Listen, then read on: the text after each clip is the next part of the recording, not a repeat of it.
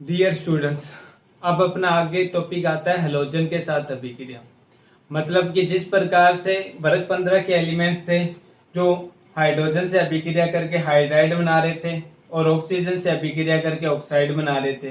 दो टाइप के ऑक्साइड देखे थे अपनों ने, E2 और O3 तथा E2 और O5, यानी ट्राई और पेंटा टाइप के क्या कर रहे थे, वो ऑक्साइड बना रहे थे।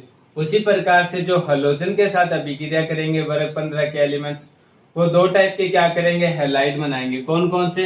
एक बनाएंगे ट्राई हैलाइड, जिसे अपने EX3 के रूप में लिख सकते हैं, जहां पर E क्या है, कोई 15 वर्ग का एलिमेंट्स हो सकता है, और X क्या, कोई भी halogen, fluorine, chlorine, bromine, iodine हो सकता है। तो इसे क्या बोलेंगे, अपने ट्राई हैलाइड बोलेंगे, ट्राई हैलाइड। और दूसरा अपना कौन सा बनाएंगे, तो एक पेंटा हैलाइड बनाएंगे, जिसे EX5 के रूप में डिनोट करेंगे। इसे क्या बोलेंगे, अपना पेंटा हैलाइड, पेंटा हैलाइड। मतलब वर्ग 15 के जो एलिमेंट्स होंगे, वर्ग 15 के एलिमेंट्स क्या करेंगे, वर्ग 15 के एलिमेंट्स हेलोजन के साथ अभिक्रिया करके दो टाइप के हैलाइड बनाएंगे, एक तो ट्राई हैलाइड बनाएंगे और एक पेंटा हैलाइड बनाएंगे। जहां E क्या है, कोई भी यानी वर्ग 15 का एलिमेंट्स हो सकता है, जैसे nitrogen, phosphorus, arsenic, antimony, bismuth. और X यहाँ पर क्या हो सकता है, हेलोजन, जैसे फ्लोरीन, क्लोरीन, ब्रोमीन, आयोडीन। अपने को पता है कि जो ट्राई हैलाइड बनेगा उसका संकरण क्या होगा, क्योंकि अपने को पता है कि इसके साथ 3 परमाणु हेलोजन के जुड़े होंगे और 2 यानी एक एकाकी इलेक्ट्रॉन युग्म होगा। मतलब एक ऑर्बिटल में तो क्या रहेगा, एक संकरण कक्षक में क्या रहेगा, एकाकी इलेक्ट्रॉन युग्म रहेगा, और 3 क्या करेंगे, इसके साथ में बंध बनाएंगे। मतलब टोटल कितने हो जाएंगे, 4। मतलब sp3 संकरण होगा इसका। वैसे भी अपने काउंट कर सकते हैं इस टाइप से कि एक तो इसके पास एकाकी इलेक्ट्रॉन युग्म हो गया, एक हेलोजन इधर, एक हेलोजन। तो मैंने कहा था कि आप ऐसे काउंट कर सकते हो, लास्ट वाले ऑर्बिटल में इलेक्ट्रॉन की संख्या काउंट कर लो, तो हेलोजन के यानी सॉरी वर्ग 15 के लास्ट वाले ऑर्बिटल में कितने इलेक्ट्रॉन होते हैं, तो 5 इलेक्ट्रॉन होते हैं और 3 इसके साथ में जुड़े हुए हैं। तो कितने हो गए टोटल, 5 और 3 8, 5 + 3 8, 2 से डिवाइड दे दो, कितना निकल गया, 4 के लिए क्या होता है, sp3 होता है। या फिर ये काउंट कर लो कि कितने इसके साथ में परमाणु जुड़े हुए हैं और कितने इसके पास में एकाकी इलेक्ट्रॉन युग्म है, उसकी संख्या। एक परमाणु, 2, 3 तो परमाणु जुड़े हुए, एक एकाकी इलेक्ट्रॉन युग्म की संख्या, मतलब टोटल कितने, 4 पर कौन सा आता है, sp3 आता है। उसी प्रकार से इधर चेक करते हैं, तो इधर अपने कैसे काउंट करेंगे, 5 लास्ट वाले ऑर्बिटल में इलेक्ट्रॉन और 5 इसके साथ में क्या परमाणु जुड़े हुए हैं, तो 5/5 डिवाइड बाई 2, तो 5 आ जाएगा, और 5 पर क्या होता है, sp3d। इसे काउंट कैसे कर सकते हो, ऐसे कर सकते हो ना अपने, x x x x और एक x और दिखा देते हैं, 1 2 3 4 5 जुड़े हो तो डायरेक्ट 5 पर क्या होता है, अपने को पता है 5 पर डायरेक्ट sp3d आता है। एक s का, 3 p का और एक d का, टोटल क्या हो जाएंगे, sp3d हो जाएंगे। मतलब ट्राई हैलाइड में ट्राई हैलाइड में जो केंद्रीय परमाणु होता है, जैसे नाइट्रोजन हो सकता है, आर्सेनिक हो सकता है, फास्फोरस हो सकता है, उसकी संकरण अवस्था क्या होगी, sp3 होगी। और पेंटा हैलाइड में जो वर्ग 15 के एलिमेंट्स केंद्रीय परमाणु के रूप में होगा, उसकी संकरण अवस्था कौन सी होगी, तो sp3d होगी। इसके साथ में पूछ लेता है कि आकृति क्या होती है इनकी, तो अपने को पता है कि इसकी आकृति क्या निकल के आएगी, इसकी आकृति पिरामिड निकल के आएगी, क्योंकि अपने को किसके सिद्धांत से, VSPR के सिद्धांत से देखा था, हाइड्राइड का देखा था, उसी प्रकार से इसका होगा। और इसका चेक करेंगे तो इसकी आकृति कौन सी निकल के आएगी, तो त्रिकोणीय द्विपिरामिड आकृति निकल के आएगी, त्रिकोणीय द्विपिरामिड आकृति, द्विपिरामिड आकृति।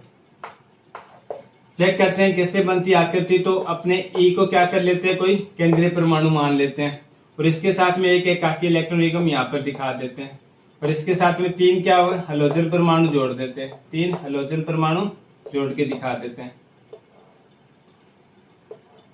ये इसकी आकृति कौन सी होती है, तो ये आकृति द्विपिरामिड टाइप की होती है, ये सॉरी पिरामिड टाइप की आकृति होती है। अपने देखा है ना, पिरामिड इस टाइप का जो बनता है, उसके ऊपर क्या होता है, ये पिरामिड टाइप का ही तो होता है। यहाँ पर सॉरी एक x और आ जाएगा, इसे अपने पिरामिड ही तो बोलते हैं ना। तो ये क्या होगी, ट्राई हैलाइड होगी, ट्राई हैलाइडो की जो संकरण होगा वो sp3 होगा और आकृति कौन सी होगी, तो पिरामिड आकृति होगी। उसी प्रकार से पेंटा हैलाइड की आकृति कौन सी आती है, तो त्रिकोणीय डी पिरामिड आकृति आती है। बनेगी कैसे, तो सेम सेंटर पर क्या होगा, कोई केंद्रीय परमाणु होगा, उसके साथ में 1 2 हैलोजन, फिर 3 हैलोजन, फिर 4 हैलोजन, फिर 5 हैलोजन। इस प्रकार से क्या बनेगी, इसकी आकृति बनेगी। इस प्रकार से क्या बन जाएगी, आकृति बन जाएगी। इसे ऐसे करके जोड़ के दिखा सकते हैं।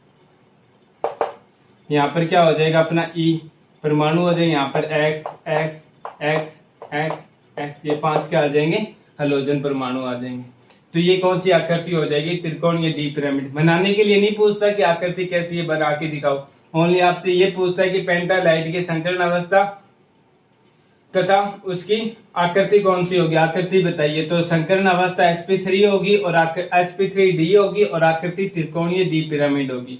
आकृति कौन सी होगी, तो त्रिकोणीय डी पिरामिड। और पेंटा ट्राई हैलाइड के अंदर कौन सी संकरण अवस्था होगी, तो sp3 होगी और आकृति पूछ ले तो पिरामिड होगी। एग्जाम्पल के तौर पर आपको PCl3 दे सकता है, वो NCl3 दे सकता है और AsCl3 दे सकता है और पूछ सकता है कि आकृति बताइए। तो आकृति आपको यही बतानी है, पिरामिड होगी। और संकरण अवस्था पूछे तो यही बतानी है कि संकरण कौन सी होगी, sp3 होगी। अगर इसके एग्जाम्पल देगा तो PCl5 दे सकता है, AsCl5 दे सकता है। ये इसके क्या कर सकता है, एग्जाम्पल दे सकता है दो कि इनकी आकृति बताइए। तो आकृति कौन सी होगी, त्रिकोणीय डी पिरामिड होगी और संकलन अवस्था कौन सी होगी, तो sp3d होगी।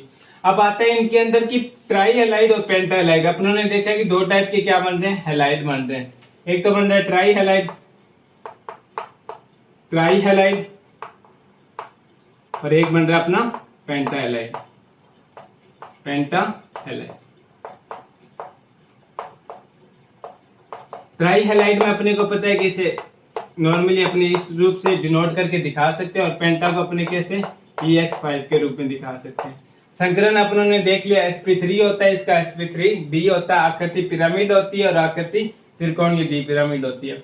अब पूछ लेता है कि ट्राई हैलाइड और पेंटा हैलाइड में सबसे ज्यादा संयोजक प्रकृति का कौन सा हैलाइड होता है। मतलब ट्राई हैलाइड व पेंटा हैलाइड में सबसे ज्यादा संयोजक गुण किस में ज्यादा होते हैं। क्वेश्चन पूछता है कि ट्राई हैलाइड व पेंटा हैलाइड में संयोजक गुणों में कौन सबसे ज्यादा होता है, मतलब संयोजक गुण किस में ज्यादा पाए जाते हैं।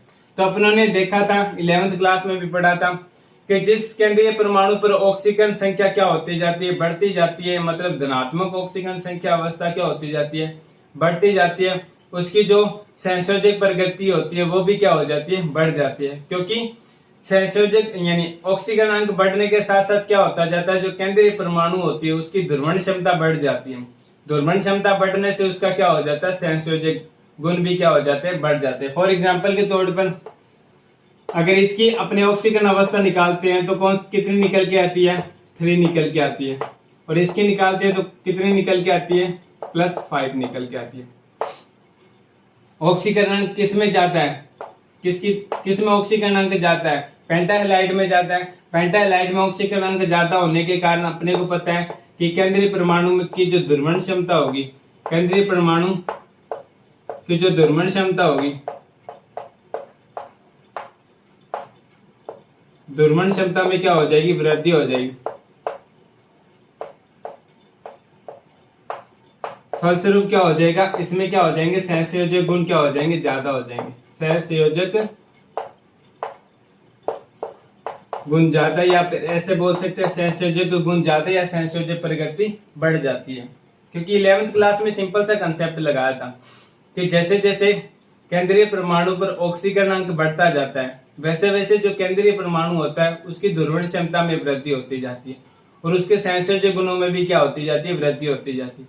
जैसे फॉर एग्जांपल अगर कोई परमाणु 3 इलेक्ट्रॉन त्याग देता है, 4 इलेक्ट्रॉन त्याग देता है, 5 इलेक्ट्रॉन, अपने को पता है कि 5 मैक्सिमम वो इलेक्ट्रॉन त्याग ही नहीं सकता। इतने त्यागने के लिए उसे ज्यादा एनर्जी चाहिए और वो ज्यादा करेगा क्या, ऐसे कंडीशन में वो अधिकतम क्या करेगा, सहसंयोजक प्रकृति दिखाएगा। क्यों, क्योंकि जो इलेक्ट्रॉन त्याग रहा है मतलब इलेक्ट्रॉन दे रहा है इतने सारे, तो इसका रीजन है कि उसका नाभिक के उन इलेक्ट्रॉनों पर आकर्षण है तभी वो इलेक्ट्रॉन दे रहा है, नहीं तो वो इलेक्ट्रॉनों को क्या कर सकता है, एकदम ही निष्कासित कर सकता है। जैसे एग्जांपल तौर पर P 5 बना रहा है इसके साथ में।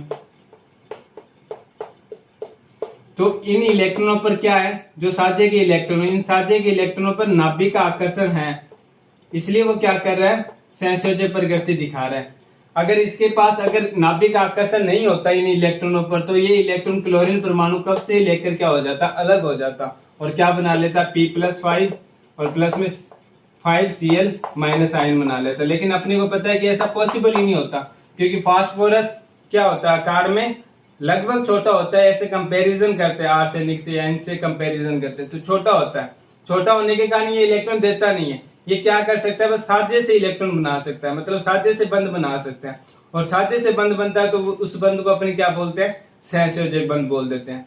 हालांकि 3 इलेक्ट्रॉन तक अपने कह सकते हैं कि वो निष्कासित कर सकता है, 3 इलेक्ट्रॉन तक वो इलेक्ट्रॉन निष्कासित कर सकता है, लेकिन 3 से ज्यादा इलेक्ट्रॉन निष्कासित नहीं कर सकता।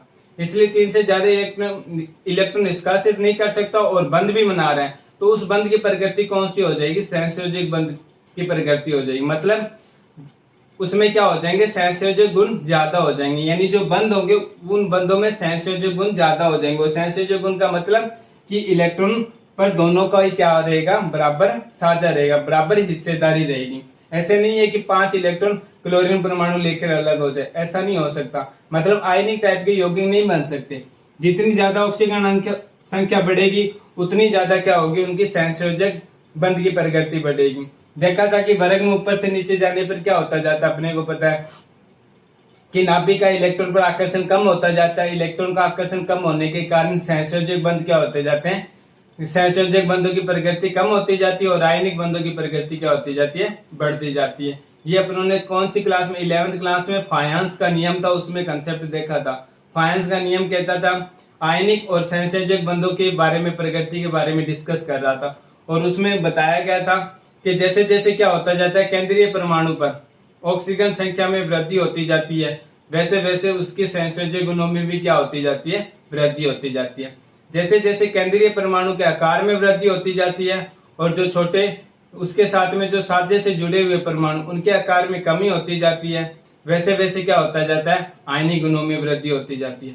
ये कंसेप्ट अपनों ने देखा था 11th क्लास में। बस वही कंसेप्ट इसमें अप्लाई करना है कि ऑक्सीजन अंक बढ़ने के साथ साथ क्या होता जाता है, सहसंयोजक गुण बढ़ता जाता है फायंस के नियम के अनुसार। आज पेंटाहैलाइड में सबसे ज्यादा धनात्मक ऑक्सीजन अंक यानी +5 दिखाता है, जिसके कारण इसके सहसंयोजक गुणों की प्रकृति E3, मतलब इसकी ऑक्सीजन अंक की संख्या कम है, इससे क्या होती है, ज्यादा होती है।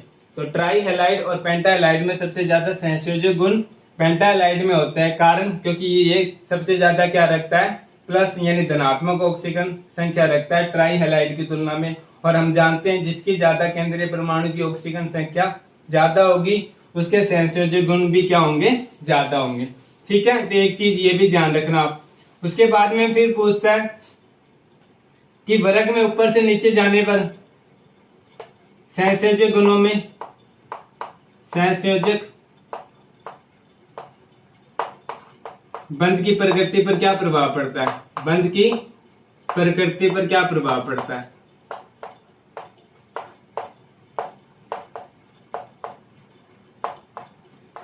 अब डिपेंड करेगा इस पर ये क्वेश्चन, यानी सहसंयोजक बंध की प्रकृति पर वर्ग में ऊपर से नीचे जाने पर क्या प्रभाव पड़ता है। अगर एग्जांपल के तौर पर अपने हैलाइड में X की जगह क्या यूज कर रहे हैं, फ्लोरीन यूज कर रहे हैं, तो यहाँ पर क्या हो जाएगा NF3, उसके बाद में PF3, उसके बाद में AsF3, उसके बाद में SbF3 और लास्ट में BiF3।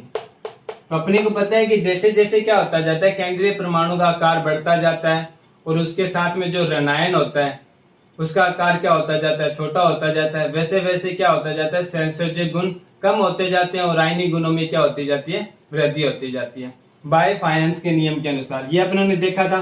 तो वर्ग में ऊपर से नीचे जा रहे हैं तो हो क्या रहा है कि जो केंद्रीय परमाणु था नाइट्रोजन, यहाँ पर फास्फोरस आ गया, यहाँ पर आर्सेनिक आ गया, यहाँ पर कौन सा आ गया, एंटीमनी आ गया, यहाँ पर बिस्मिथ आ गया। तो केंद्रीय परमाणु के आकार में तो क्या हो रही है, अपने को पता है कि वर्ग में ऊपर से नीचे जा रहे हैं, लगातार क्या होती जा रही है, वृद्धि होती जा रही है, मतलब आकार क्या होता जा रहा है, बढ़ता जा रहा है। और जो उसके साथ में जुड़ा हुआ परमाणु उसका आकार क्या है, इक्वल है, मतलब छोटा का छोटा ही है। तो अपने देख रहे हैं कि केंद्रीय परमाणु का आकार बढ़ रहा है और इधर जो उसके साथ में ऋणायन जुड़ा हुआ है उसका आकार क्या है, छोटा है। तो अपने कह सकते हैं कि इसकी जो प्रकृति होगी वो लगभग कौन सी होगी, लगभग आयनिक प्रकृति का होगा। ये लगभग आयनिक प्रकृति का होगा, आयनिक प्रकृति का होगा। क्यों? तो रीजन सिंपल सा है कि जो केंद्रीय परमाणु है यहाँ पर विस्मित, केंद्रीय परमाणु विस्मित है, उसका आकार बहुत बड़ा है और इसके साथ में जो जुड़ा हुआ है कौन सा, फ्लोरीन, जो क्या है ऋणायन बोल सकते हैं, उसका आकार क्या है, छोटा है। धनायन और ऋणायन के आकार में जितना ज्यादा अंतर होगा उतने ही उनके आयनिक गुणों में क्या होंगे, लक्षण ज्यादा होंगे। तो यहाँ पर धनायन का आकार और ऋणायन का आकार क्या है, यानी आकार में क्या बहुत ज्यादा डिफरेंस है। मतलब विस्मित का आकार तो सबसे बड़ा दिख रहा है और फ्लोरीन का आकार अपने को पता है पीरियोडिक टेबल में सबसे छोटा होता है। तो फ्लोरीन का आकार छोटा है और विस्मित का आकार सबसे बड़ा है। तो आकार में डिफरेंस आ रहा है और डिफरेंस आने पर अपने को पता है फायंस के नियम के अनुसार इनके आयनिक गुण क्या होंगे, लगभग ये जो बंद हो गई ये कौन सी प्रकृति का होगा, आयनिक प्रकृति का होगा। इसके साथ साथ अपने को पता है कि विस्मित एक धातु भी है और धातु होने के कारण ये क्या करती है, इलेक्ट्रॉनों को त्यागने की प्रकृति करती है, इलेक्ट्रॉनों को त्यागने की प्रकृति रखती है। और अब वर्ग 15 की एकमात्र धातु है और इलेक्ट्रॉन भी क्या करती है, त्यागती है। और ये फ्लोरीन इलेक्ट्रॉन ग्रहण करता है। तो इलेक्ट्रॉन त्यागता है और ग्रहण करता है, अपने को पता है कौन से यौगिक बनाता है, आयनिक यौगिक बनाता है। तो दूसरा कंसेप्ट ये भी रख सकते हो, लेकिन अपने को वो क्रम पूछेगा कि सहसंयोजक गुण और आयनिक गुणों में क्रम बताइए, क्रम बताइए हैलाइडो का, यानी ट्राई हैलाइडो का वर्ग 15 में ऊपर से नीचे जाने पर सहसंयोजक गुणों में जो वृद्धि होती है, कमी होती है, उसका क्रम लिखिए। तो अपने देख रहे हैं कि वर्ग में ऊपर से नीचे जा रहे हैं, केंद्रीय परमाणु का आकार बढ़ रहा है, आकार बढ़ रहा है। तो साथ में जो जुड़ा हुआ है ऋणायन, उसका आकार क्या है, इक्वल है, समान है, मतलब छोटा है। आकार में डिफरेंस होने के कारण अपने को पता है कि सहसंयोजक गुण क्या होते जाते हैं, कम होते जाते हैं और आयनिक गुण क्या होते जाते हैं, बढ़ते जाते हैं। तो सहसंयोजक गुण सबसे ज्यादा किस में पाए जाएंगे, NF3 में, उसके बाद में BF3 में, उसके बाद में AS3 में, उसके बाद में SbF3 में, फिर लास्ट वाला विस्मित फ्लोराइड में। कह सकते हैं कि वर्ग में ऊपर से नीचे जाने पर जो सहसंयोजक प्रकृति पर प्रभाव ये पड़ता है कि सहसंयोजक गुण कम होते जाते हैं, सहसंयोजक गुण तो क्या होते जाते हैं, कम होते जाते हैं और आयनिक गुण क्या होते जाते हैं, बढ़ते जाते हैं। आयनिक गुणों में क्या होती जाती है, वृद्धि होती जाती है, आयनिक गुण बढ़ते जाते हैं, आयनिक गुण क्या होते जाते हैं, बढ़ते जाते हैं वर्ग में ऊपर से नीचे जाने पर, ऊपर से नीचे जाने पर।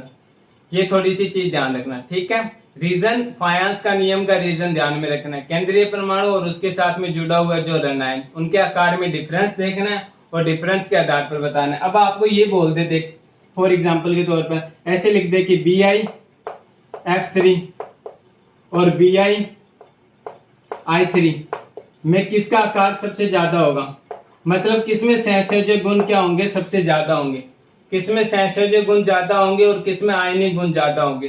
तो अपने को पता है कि I3 और BI3 का आकार में डिफरेंस क्या है, बहुत कम है। यानी एक तो बनेगा अपना Bi+, ये मान लेते हैं अपने, और दूसरा बनेगा अपना I-। इनके जब आकार में डिफरेंस निकालते हैं अपने, तो इनके आकार में डिफरेंस क्या आता है, बहुत कम आता है, क्योंकि आयोडीन का आकार भी क्या होता है, बड़ा होता है। धनायन और ऋणायन का आकार जितना ज्यादा समान होगा उतने उनमें क्या होंगे, सहसंयोजक गुण ज्यादा होंगे। तो इनमें क्या है, धनायन और ऋणायन का आकार लगभग समान सा है, इसलिए इनमें सहसंयोजक गुण ज्यादा होंगे। इनमें धनायन और ऋणायन का आकार क्या है, अलग अलग है, मतलब आकार में डिफरेंस बहुत ज्यादा है। धनायन का आकार तो बड़ा है, लेकिन ऋणायन का आकार, मतलब यहाँ पर फ्लोरीन ऋणायन है, उसका आकार क्या छोटा है। तो आकार छोटा होने के कारण इनमें जो सहसंयोजक गुण होंगे वो कम होंगे, जबकि आयनिक गुण क्या होंगे, ज्यादा होंगे, ठीक है। तो इस टाइप से वो क्वेश्चन पूछता है। उसके बाद में सेकंड आता है कि ट्राई हैलाइड और पेंटा हैलाइड में कौन ज्यादा स्थायी होता है। क्वेश्चन दे देता है कि ट्राई हैलाइड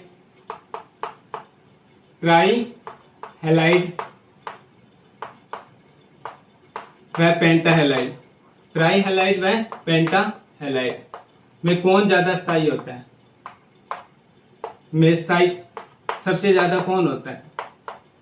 तो सिंपल सा ध्यान रखना, क्योंकि अपने को पता है कि ट्राई हैलाइड की जब संरचना बनाते हैं अपने, यहाँ पर अपने फॉर एग्जांपल फास्फोरस ले लेते हैं, फास्फोरस की ट्राई हैलाइड की संरचना बनाकर देखते हैं। यहाँ पर Cl ले लेता हूं, फिर Cl, फिर Cl, इसके साथ में Cl, इसके साथ में Cl, ये क्या बना लिया मैंने, ट्राई हैलाइड की संरचना बना ली। और इधर मैं कौन सी पेंटा हैलाइड की संरचना बना लेता हूँ, P, उसके साथ में Cl, उसके साथ में Cl, फिर एक Cl, फिर दूसरा Cl यहाँ पर, तीसरा Cl। अब इसको क्या कर देता हूँ मैं, अच्छे से अटैच करा देता हूँ ताकि क्या बन जाए, मेरी संरचना बन जाए। ये क्या हो गया, इसके साथ में बंद बन गया, ये दूसरा इसके साथ में बंद बन गया। इस टाइप से क्या होता है, इनकी संरचना बनती है। इसकी संरचना अपने को पता है पिरामिड टाइप की ये संरचना है, और ये कौन सी है, त्रिकोणीय द्विपिरामिड, त्रिकोणीय द्विपिरामिड। अब अपने को एक चीज पता है, बंद लंबाई, बंद लंबाई